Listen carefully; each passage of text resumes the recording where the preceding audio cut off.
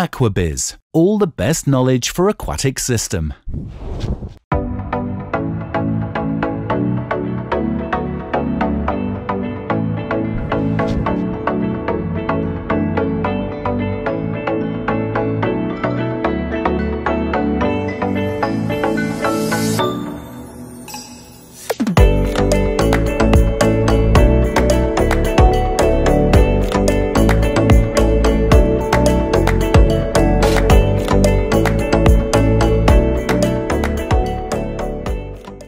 So I have two presentations, and the first one is going to be on sustainability. And I really prepared this presentation almost for myself in order to better understand the field, because I work in this field, but there's a lot of abbreviation, a lot of concept I didn't quite get, and sit on a lot of meetings and people will say ESG and this and that, and I didn't quite understand. So it helped me walk through the process. So hopefully it can help you also better understanding.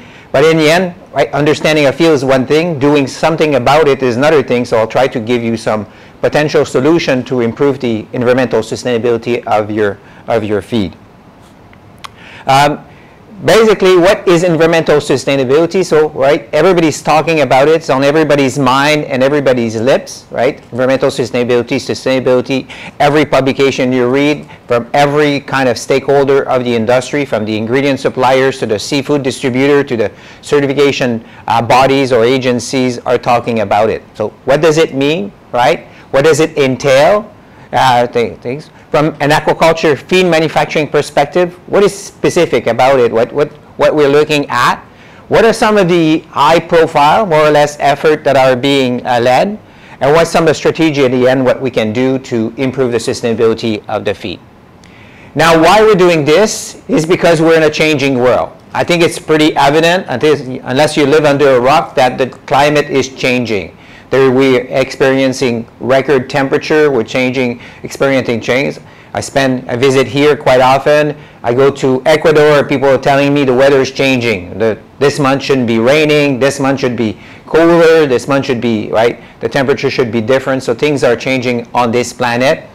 There's a lot of things changing. Temperature have been increasing, and it's pretty clear that it's associated with human activity. Even though there may be 10% of the people that don't accept this reality, it is a fact. And it's not going to get any better. I think it's going to accelerate. There are traps, there's reserves of methane being trapped in the Arctic and Antarctic and the oceans, very cold water oceans. There are solid traps of methane, and those, as the climate is warming, are going to be released even faster. And it's going to create more and more problems. So I think we're in an acceleration phase, in my opinion. I'm not an expert, but things are not going to get better, that's for sure. And we're seeing the consequence today, and imagine in a couple years, in 10 years, 20 years from now, and don't look right forward for the kids living in this environment. Even here in Southeast Asia, the Tonle Sap, the water levels, it's pretty good evidence that is going down by a meter or two, which is very significant for the livelihood, not just of people of Cambodia, but also downstream in the Mekong Delta. If you go in South America, they're experiencing change. The glaciers are melting. They're smaller than they've ever been. And there's other issue, talking El Nino is a natural phenomenon, but there's evidence that pollution is causing problem, and is causing problem for the aquaculture industry. 4 or 5 years ago, there was a problem in Chile, and it caused 4,000 tons of salmon to die like this in couple regions. So this can be critical for aquaculture also. So we're going to be on the receiving end of a lot of those problems, because we're dealing with animal in water. If the water warms up, right? We're also dealing with animal in water. If the environments become worse, then the animal will suffer. So we need to become more sustainable in our practice, right? The whole globe, the whole industry, the whole planet needs to become more sustainable. But what is sustainability? And the Brundtland Commission was put together by the United Nations in 1987 and came out with a definition of what is sustainable. So it's something, right, that meets the need of the present, but also consider the needs of future generation. So it's basically being good steward, right, of the future, right, while taking care of the people in the present. Now, sustainability applies to the environment. So we always talk about environmental sustainability. And maybe we should be talking about environmental stewardship, right? Being good steward, being good caretaker of the environment because it's more active. But it's also economical, right? You have to maintain a viability of the economic and the conditions of people. And also has to take into account, it takes into account societal, right? We're doing this for the people, taking into account the people, the belief of the people, the needs of the people, of the generation, the coming things. So sustainability is not just about environment, albeit it's one of the central piece, but it also has to consider economy, or it's not going to be, right, not going to be accepted, and social consideration. Now, we often hear the term ESG, especially if you deal in the corporate world and investment world like I'm starting to do. You always hear our ESG strategy and this, so I always kind of confuse between sustainability and ESG. The ESG is kind of a set of criteria that an organization, a corporation will set in order to achieve, right, certain goals, and that relates to, these goals relate to sustainability. So it's more of a process or kind of a roadmap or kind of a credo. Say, here's is what we're going to do. Here's are the steps we're taking to achieve this. The sustainability is the goal themselves, right? So what you want to aim in the end is to be sustainable or improve your sustainability. So it's your goal and target or the outcome that you're targeting. So there's two kind of separate things. Of course, they're highly related, but they're two separate terms. Now, recently, surveys have been carried out of corporations and organizations, especially corporations, and see why do you have like an ESG, or why would you be interested in having an ESG? And it's kind of fairly well distributed. The first one is say, well, we need to meet the client requests. Our clients are asking us for this, right? We're selling shrimp to Walmart, right, Tesco or something, and they're asking that we're certified, they're asking that we're being environmentally sustainable. So it's not something we strive for, but we have to because our clients are asking for, right? The other one says, well, we want to make the world a better place. And they only had one choice, right? So of course it's going to be several choices, but right, the second group of user or people say, well, we want to make the world a better place, so that's why we're doing this. Other people say we want to become more efficient. And it's part of, right? It's part of becoming more efficient at using the resource better, so it makes economical sense, and so on and so forth. We have peer pressure. My competitor is using it, is doing it, so I have to do it and stuff. So there's different reason for that, but basically, right, boiled down to two things. Well, the society or the industry is demanding it, or we want to make the world a better place, and those are not like incompatible with one another.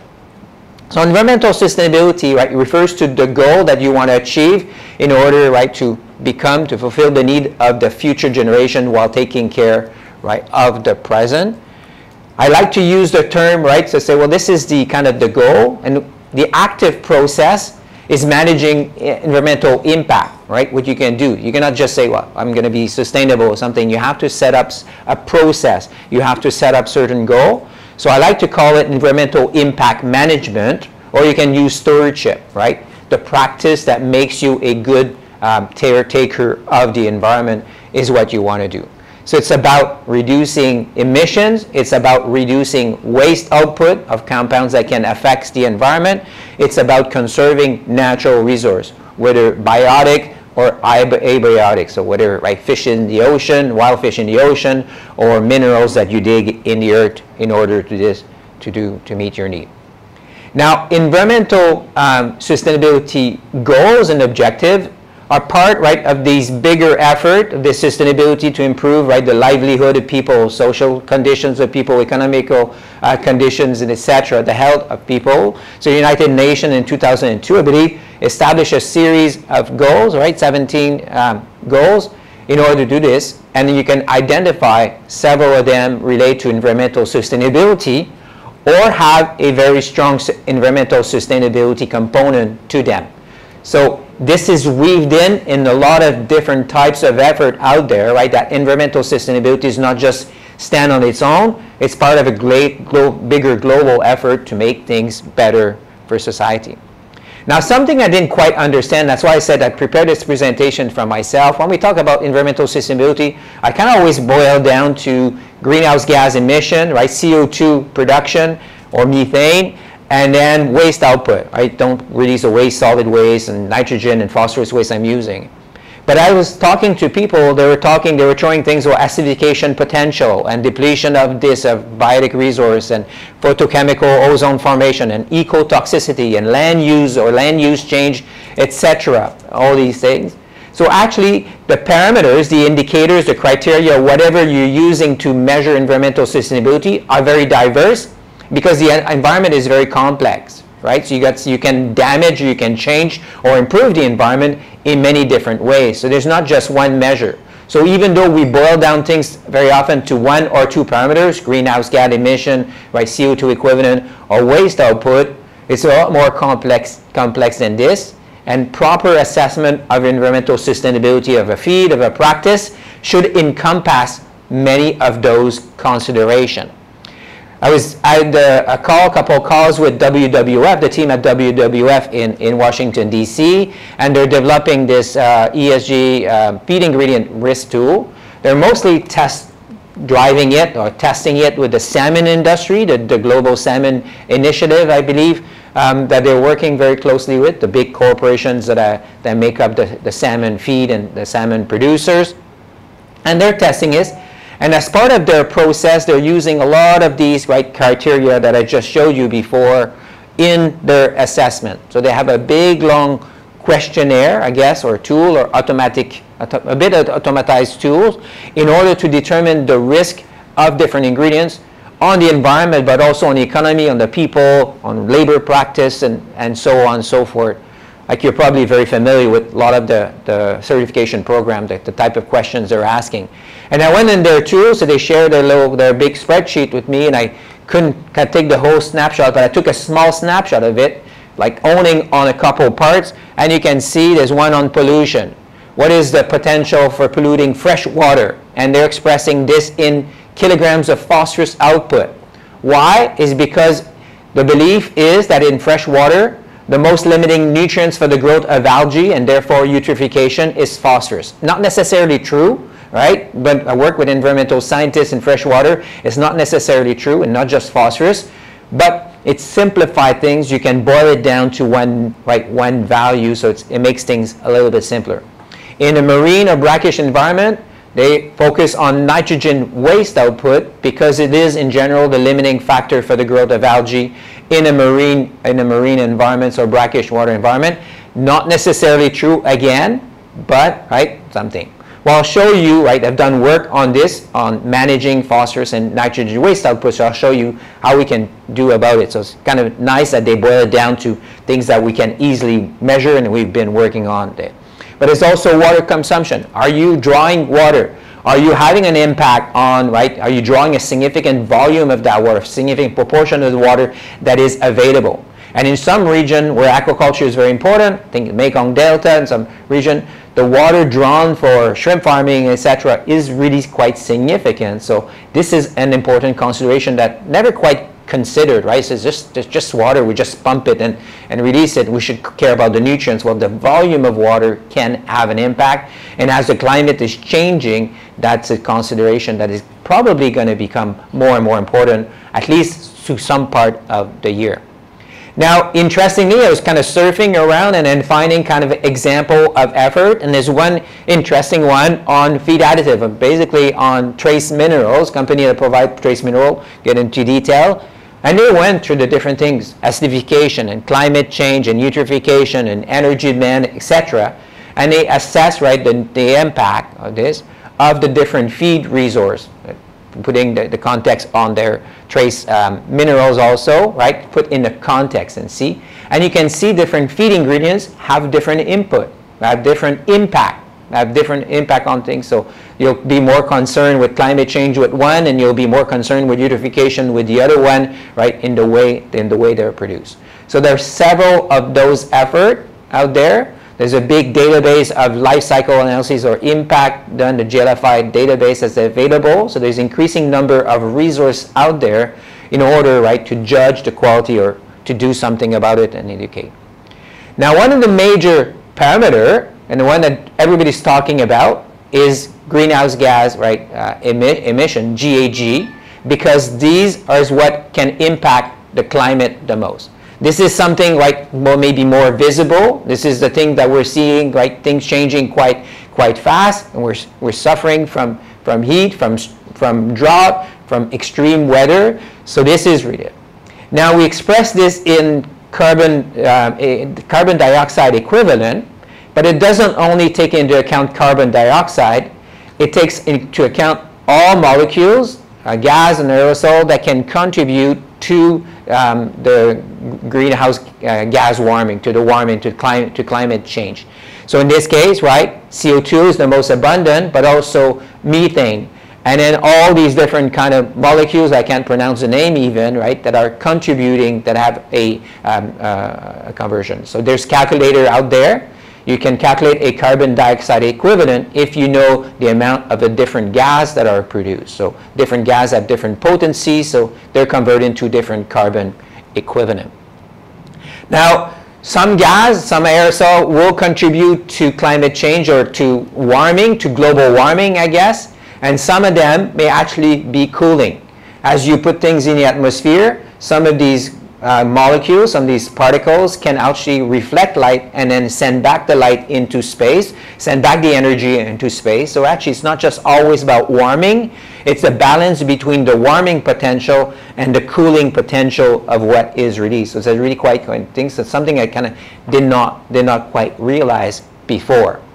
Now, by far and large, CO2 is the main greenhouse gas, followed by methane. But it's still pretty striking that all the other molecules, right, are also quite significant in volume there. Now, CO2 is the main greenhouse gas, but methane is a lot more potent than CO2. So a small amount of methane has as much impact or more impact than, right, the same amount of carbon dioxide. It's 16 times. I don't know exact number, don't remember the exact number, but it's something. And methane, right, is produced naturally under anaerobic conditions, right? The gas industry, the petroleum industry is releasing this. Natural gas, largely made of methane. Ruminant animal, beef cattle especially, is releasing a lot of methane. But rice farming and shrimp farming are significant contributor of methane emission. Maybe shrimp kind of small, but it's still significant because we're flooding and we have anoxic layers in the bottom of the pond or in the rice field, and that contributes. So rice farming is one of the major emitters. So agriculture is a significant emitter. All right, so what do we do about it now? So I'll focus, right, so say, kind of give you kind of a basic information. What do we do about it? Well, you can't improve something that you cannot measure. So the very first step is to actually measure and be involved in effort that you measure. And that generally involves life cycle analyses. And I try to find information and kind of educate myself about it. And kind of my brain is exploding when I look at this because, right, it's you convert this in energy and this and that and this and CO2 and the like. It's really quite complicated. But basically, it's breaking down the production of an ingredient in all the different steps. From the seeds to planting those seeds, right, to fertilizing, watering and fertilizing these seeds, to harvesting them, to converting them, to separate them into different products, and to drying them or whatever the energy involved, and accounting for all the energy used, the CO2 equivalent produced, the waste output, the water use, etc. It can be, right, endless. You can break it down into endless, but there's experts out there that do this kind of work. Now, some industry is a little bit complicated because, right, you have a feedback loop. In this case, you have grains or something, and it's using poultry manure to fertilize. So you also have to consider, right, the poultry production as part of that. I find this a little bit kind of silly because you're not producing poultry in order to produce poultry manure. You're producing poultry meat, right? So the carbon footprint should be associated with the meat. But sometimes they look at it from an energy allocation, not a commercial, not a chemical allocation. And then the energy that ends up in the manure, right, is considered in your life cycle analysis. And there's different, right, because it's so complicated, there's different ways of doing it. So you can approach this completely differently. All this.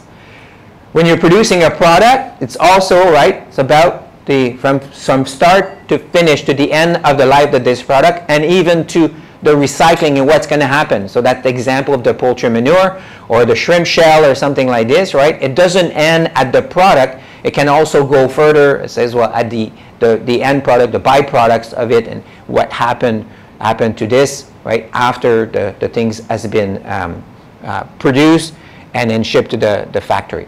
So measuring, right, life cycle analyses, measuring carbon footprint is a very complicated process, but there's a number of effort out there. Like I said, the GFLI database developed by the Blanc Consulting, I believe, has been, right, a very good resource, but an incomplete resource for the carbon footprint of the different ingredients that we're using.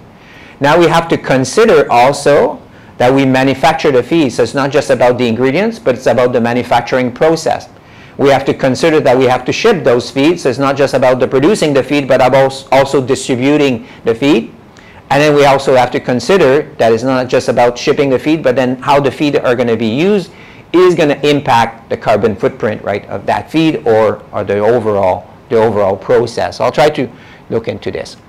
Now, how much aquaculture is contributing to, right, environmental impact? Well, it's a small impact. So it's been quantified. Aquaculture, see what, it's 0.49% of greenhouse gas emission. So very small impact, but everybody, given the, right, I think the dire situation in which we are in or we're gonna get in, any effort is meaningful.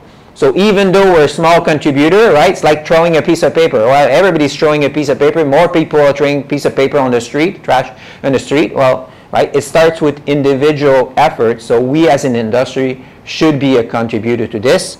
But of course, right, compared to the dairy cattle and especially the beef cattle industry, we're extremely small in terms of impact. And so if we want to make an effort, if government want to make an effort, right, they should be focusing on those industries and leave us alone. But, right, we should be good citizens and contribute to this effort. Now, different aquaculture species, you know this way better than everybody in this room knows this way better than I do. Every aquaculture production is different. Every species is different. And every species in every country is very different. So there's been these efforts to quantify the environmental footprint of different production. It comes out, right, and it comes very things. So you get not just by species, but also by country times species. So it's really complex. So if you want to calculate environmental footprint, one thing I think, or you care about this, I think what's important is to be really quite granular and say specific about this. You can just make broad consideration. Aquaculture does this, and, right, shrimp does that, and tilapia does that. It's really quite specific to the specific condition, and even each farm is different, and every production lot is different. So we should get to that. So if we want to have an impact, we should go down to the lot level, to the cage or to the pond level of implication. A number of efforts have been led to quantify, right, for this. You can see this, the summary, and then specifically for shrimp. There's a study in 2017. And interestingly, it found that feed only represent 23% of the carbon footprint. Right? For shrimp, you have a lot of aerator, you're using a lot of input, you're changing water, you're pumping, right, etc. You have all kinds of things. You harvest your shrimp on ice, etc. So therefore, there are a lot more than feed to it. But this is for one farm, for one condition. In another farm, feed may represent a huge proportion of the carbon footprint, right? Depends on the technology used, depends on the level of intensity, depends on a wide variety of factors. And in this, Claude Boyd teams at Auburn University has been working on this, leading several efforts. And you can see that even within the shrimp industry, if you compare different countries, every country has different practice, different stocking density, different use of aerator, different surface, right, etc., different FCR, different yield. So therefore, right, you have to be really specific. That makes it interesting, right, because you have to go very specific case, and you can identify where you can have the most impact, right? It's not just a global industry, it's really quite specific where you can have impact. And I'm sure there's a lot of low-lying fruit out there. We can make great improvement by focusing, right, on specific areas of improvement. So what do we do? So first, we measure.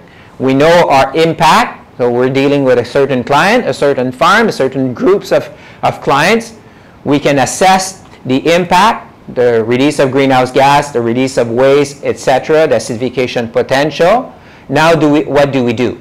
What's about making, right? So we're focusing on feed, about making the feed better, or the use of this feed better, so the feeding management or the production management practice. So what are the main driver of, right, GHG output, greenhouse gas emission, and waste output? The other things that we saw, nitrogen and phosphorus. I'll use nitrogen and phosphorus as my focus. Well, the intrinsic, right, characteristics of the ingredients. You're buying an ingredients. Well, this ingredients comes with a certain baggage. In the production of the ingredients, there was already some amount of greenhouse gas that were emitted in the production of the ingredients. So you start with that debt, that embodied or intrinsic that. That's a number one. Then you say, well, you're going to feed this, right? And we'll say, how much of those ingredients will it be needed, will you need in order to produce 1 kilogram of biomass? And then it depends on the composition of the feed, how well the feed formulators, the nutritionist is doing his job or her job, balancing the feed in order to make the feed more efficient. You can start with the same pool of ingredients and results in one good recipe and one bad recipe, right? And therefore, more or less environmental footprint. So focusing on the formulation, right, is really quite important. And then focusing on the digestibility of the ingredients affects the FCR, affects the efficiency of the animal, but also affects the amount of waste that is released in the environment, as we will see in a moment.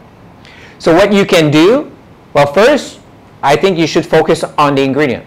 Selecting the ingredients, right, that gives you the best return, right, on investment in terms of reducing the environmental impact, reducing the greenhouse gas emission, reducing the waste output.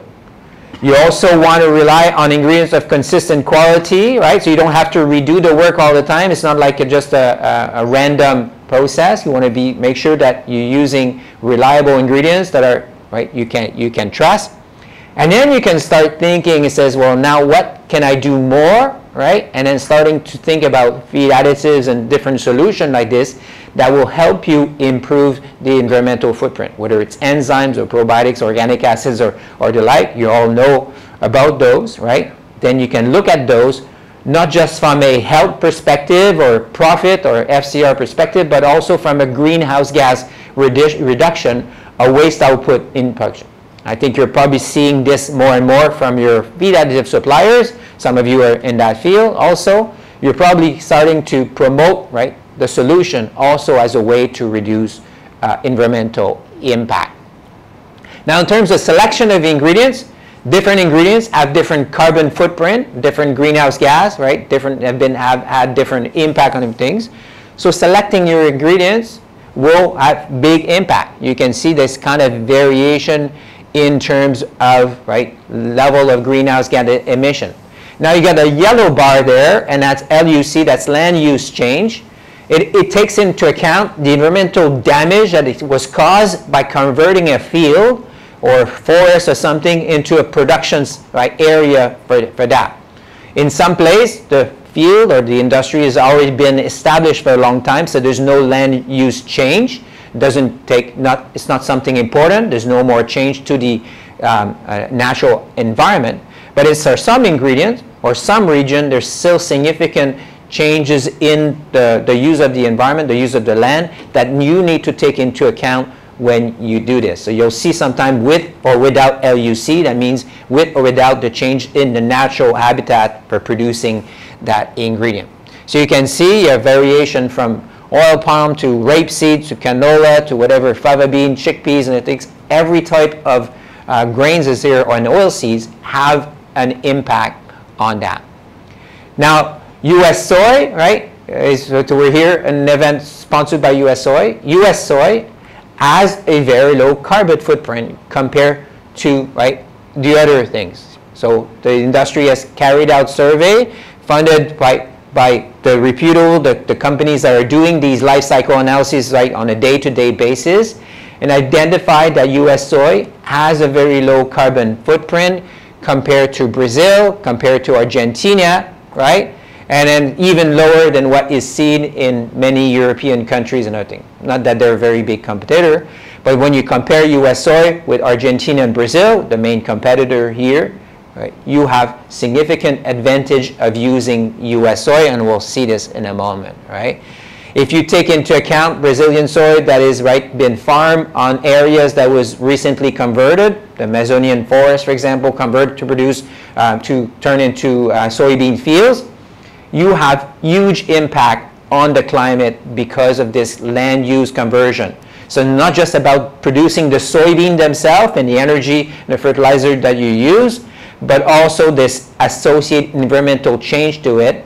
And because the U.S. industry has been established, right, for a very long time, there's no more land use change associated to it. Now you can see that soybean is even better, right, than some high protein source like blood meal. That kind of puzzle me sometime when you look at it, right? You say, well, you're using blood as a byproduct from the meat processing industry. It's kind of a waste stream, and yet the carbon footprint is higher because you need to dry those ingredients, and you also attribute the part of the energy of the product of the cow or the pigs or the chickens that you slaughter to that blood meal. So significant, non-negligible component, right? So it is, so when you look at greenhouse gas emissions, it's not always like kind of, you say, well, I think it's going to be lower or higher. You really have to do the work. You really have to look specifically at each ingredient to do that. In poultry, it's been effort there. I like this figure, right, again by Blanc, and it demonstrates by using U.S. soy, by replacing the ingredients and using more U.S. soy, you could reduce by 25 to 30%. This is chicken, right? Probably not interesting for most of you, so we'll give you real aquaculture example in a few minutes. Now, it's not only about reducing greenhouse gas, it's also about reducing waste output. As you saw right from the feed ingredients risk tool, nitrogen and phosphorus are computed, the parameters that you should be targeting to reduce, and those are best addressed either by feed ingredient selection or by formulation, by nutritional, what you can call not just ingredient selection, but proper formulation.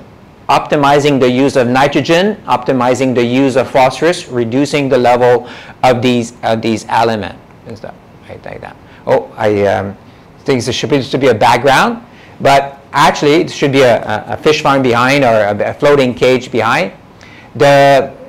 You can calculate waste output using a simple nutritional approach. My former boss, Young Cho, developed this in the late 1980s, early 1990s, did a lot of field work to validate the use of a nutritional approach to estimate waste output. And to make a long story short, it's better than going in a field and even sampling, because it's a lot more straightforward, a lot more robust than sampling water, in sampling 1 liter of water in millions and millions of liters of water that's flowing through this, right? One of the things, we talk about nitrogen and phosphorus, but one of the things I think is important and is overlooked in a lot of these environmental assessment effort is the solid waste.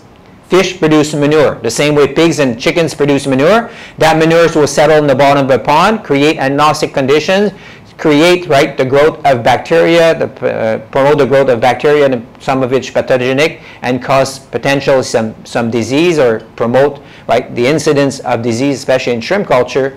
So we should pay more attention to this. So even though the certification scheme or the environmental impact scheme only focus about nitrogen, phosphorus, and GHG, we should also be focusing on solid waste. And again, it should be a background, but using a simple nutritional approach, we've developed the calculations and the insight. So whether you're growing tilapia, you're growing shrimp or pangasius, etc., we can estimate very accurately the solid waste, the nitrogenous waste, the phosphorus waste, solid and dissolved, the CO2 production associated by the crop of fish themselves, the oxygen consumption, etc. And it's extremely simple. You can do this in a spreadsheet or in a very simple program. It doesn't need to be complicated. If you know your feed and you have an idea of the farm performance, you can actually make some very good simulation. You don't need to waste a lot of time and money in this. Now, digestibility, is a key factor in selecting ingredients and doing this. So characterizing your ingredients is perhaps the most important things that you can do in order to improve, right, minimize the waste output, but also improve your ability to precision formulate your feed. There are variation in digestibility ingredients, and I'll talk about this in my second presentation. I'll focus on this. There are real difference in digestibility of ingredients across ingredients, but also among the same type of ingredient. Also, what determines the waste output, I was mentioning the solid waste output, is the total dietary fiber contained with this. The cellulose, hemicellulose, pectins, lignin that are contained within those ingredients are the main source of solid waste output associated with vegetable proteins and grains.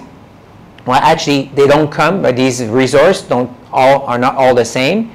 And things like soy will contain a lot less of these, right, potential source of solid waste than things like cottonseed meal, canola meal, wheat bran, and things like that. So in order, right, to produce more environmentally sustainable feeds, environmentally friendly feed, often it's about simply selecting the more digestible nutrients, the more digestible ingredients, or the ingredients that contain the lesser amount of things that will generate the waste, the salt, right, the total dietary fiber, and the like, right? So again, the solid waste is an important aspect of the calculation, and we should be striving to make our feed more digestible, more dense, right, in order to reduce the amount of waste associated to it. You want to then optimize your nutritional specification, tweak your level of your protein, amino acids, lipids, phosphorus, etc., in order to, right, make sure that the nutrients are efficiently retained by the animal and you're not over in excess. By formulating feed with higher nutritional density, right, in this case, you'll reduce FCR. It may not have any impact on cost, right, or it may cost you a little bit more, right, so the feed will be more expensive, but your FCR will go down. So in terms of production costs, it should be fairly neutral. But what you'll do is by improving the density of feed, by formulating, say, a tilapia at 33, 34% protein, more fat, right, more digestible, you'll reduce your FCR and you'll greatly reduce the solid waste output associated to that. That's the real work we did in Indonesia. Very significant impact by simply changing, by promoting the use of better quality feeds in there. You can also make a big difference by phase feeding. There's something that drives me a little bit crazy here in Southeast Asia is you have one feed for tilapia. But basically, as soon as the tilapia is able to eat a 2 milliliter pellet, then for the rest of his life, he's going to eat the same diet. What never happens in chickens or pig, it changes with size. We're changing pellet size. You go from 2 to 3 to 4 to 5 millimeter pellet. You can have different nutritional specification for each size. And therefore, better tailor your nutrient level, your phosphorus level to the need of the animal, and therefore have less waste output, because anything in excess of the need of the animal is going to be coming out as waste. You can do the same thing for amino acids, and we made it available on the IFFD with the support of USEC. Right? We have this thing, and it seems to work. At least it's logical, and we need more feedback. But you can improve your nitrogen utilization by tailoring your amino acid composition, digestible amino acid composition, to the need of the animal. Final improvement, you can make the best feed in the world. If it's not used properly, you're no further ahead. Right? I say, oh, we know how to use, we know how to support a farmer. Well, we're doing a lot of survey in the industry, and I can tell you feed wastage and variation in FCR are huge in the industry, right? Yes, there are some very good farmers. They're getting good grow rate, very good grow rate, and very good FCR, but that's maybe 10% of the overall production, I would say. The average is less good than that, right? And just a calculation I did here, if the average farmer, the 50th percentile, became as good as the top farmer, the top 10 farmer, right, you could reduce feed usage by 200 kilograms. There's no changes in ingredients, in use of additive or genetics or feed manufacturing practice that can have an impact this big. 200 kilograms of feed saved like this per ton of biomass produced. So it is urgent, right, to improve the use of feed, not just about improving the feeds, but improving the feeding practice and how these feeds are used. And Dr. Sirat is here. She's the expert in this, and looked in their paper, and she did that calculation. If we could improve it by what? By 1%, I think you had by 0.1 unit, right? Here's globally the impact we could have. It'd be huge, right? So simply doing a better job at using the existing feed can already make a world of difference, a difference in the world. So why not, right, promote better utilization? So how can you improve also? Well, we can say you want to run simulation. My company, Wittaya, we've developed the tools in order to be able to do that. And we have a feed formulation tool that includes a carbon footprint calculator, but also FIFO, FFDRM, FFDRO, and things that ASC, BAP are asking. So you can now formulate on this. We have the database of ingredients for the carbon footprint we use from the GLFI, and we update it, we increase and improve it with the help of Richard Newton at Sterling and our own team. And to make a long story, so I had my nutritionist Flavia run simulation. By tweaking, by using the same ingredients and doing some tweaking, you can offset carbon release per ton of feed by about 14 kilogram in this case, by simply doing some slight tweaking. So instead of focusing only on price, you're focusing also on carbon footprint. You can have an impact without affecting the price all that much. You can also, right, reduce things in shrimp by about 15 kilograms, I guess, by simply tweaking. Right? So while we're talking 15 out of 600 or 14 out of 400, so whatever, right? So it's a few percentage. Well, actually, the biggest impact you can have is to change your source of soy. If you move from Brazilian soy to US soy, right? Then you can have much thing, 210 kilogram per tilapia feed in terms of this, right? So by tweaking ingredients, you can reduce by a few, right, dozen kilogram. By changing ingredients and using more sustainable, right, ingredient, you can have much bigger impact. So US soy, right, is one of the solutions to improve environmental sustainability of your feed, both in fish and in shrimp. The same type of reduction, 186 over, right, reduction. So very significant impact by simply changing your source of protein. So in conclusion, right, having a good handle on your footprint, on your waste output set is the first step. You should be investing and understand where you are or where your clients are in order to make it this. You want to optimize your composition of your feed, whether on the ingredients, whether on the nutritional, on the formulation side. By selecting better ingredients, this is the most effective, right, way to reduce your environmental footprint kind of immediately and having significant impact. So US soy is one of the solution, right? But then finally also making sure that these feeds are well used, efficiently used on farm. That has the biggest impact also. Thank you very much for your attention, and I look forward to interacting.